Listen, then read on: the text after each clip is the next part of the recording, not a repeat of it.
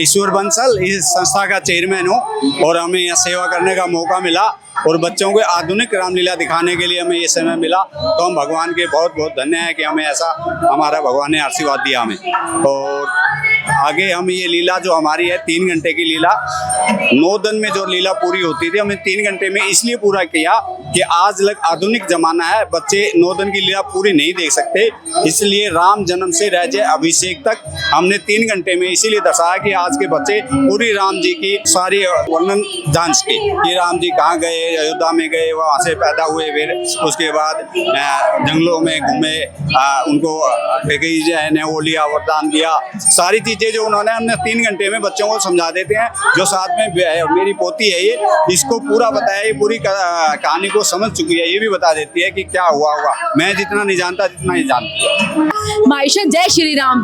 जय श्री राम। मायशा आप यहाँ ब्रॉडवे रामलीला आई तो आप जैसे स्कूल जाते हैं, कोई कहानी सुनते हैं, उससे कुछ लर्निंग मिलती है, इससे क्या लर्निंग मिलती है आपको? मुझे इससे ये लर्निंग मिलती है कि राम जी की तरह कभी हार नहीं माननी चाहिए और अपने माँ बाप की आज्ञा का हमेशा पालन करना चाहिए।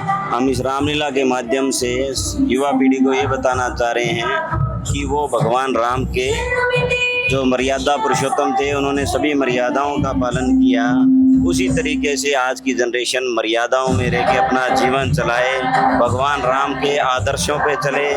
उस आदर्श में आप बहुत कुछ दे सकते हैं। जिस तरीके से उन्होंने माँ बाप की सेवा की, माँ बाप की आज्ञा का पालन किया और जो भाइयों का प्रेम था वो प्रेम का परिचय दिया, और उसके साथ साथ उन्होंने धर्म की स्थापना की और स्त्री का सम्मान किया।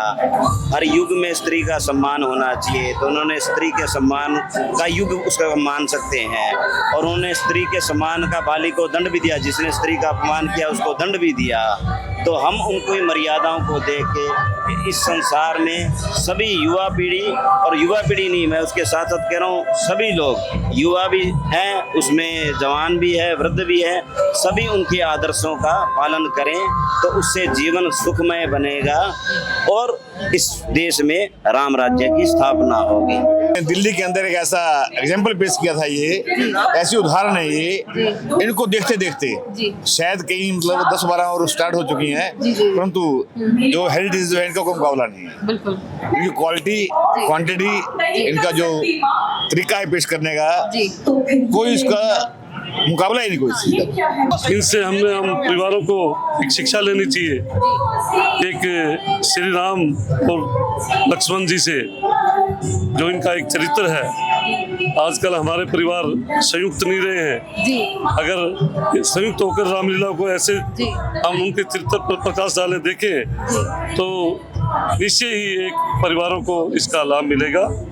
कंसेप्ट एक ऐसा लगा हमें जो अपने आप में एक यूनिक था, और आज की तारीख में वो जगह जगह कॉपी हो रहा है।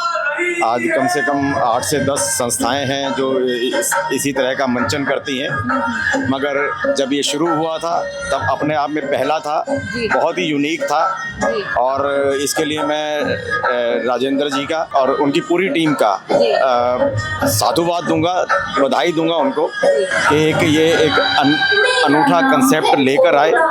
देखिए, नॉर्मली रामलीला जो होती है वो 9 दिन तक चलती है, हर दिन एक विशेष प्रसंग के ऊपर जो है लीला होती है, तो 9 के 9 दिन जुड़ना आजकल की जो क्या कहें टेक्स हैवी और पॉसिबल नहीं है आजकल लोगों के लिए कि इतना उपस्थित रहना। 9 के 9 दिन और 3 घंटे के लिए कोई भी आदमी वक्त निकाल लेता है। और मैंने तो देखा है इसको कि मैंने अपने मित्र के बच्चों को इनवाइट किया था, उन्होंने कहा कि हम खाना नहीं खाने जाएंगे, हमें लीला में आनंद आ रहा है। छोटे छोटे बच्चे जब इस तरह की बात करते हैं तो बड़ा अच्छा लगता है। इस लीला ने छोटे बच्चों को प्रेरित किया है।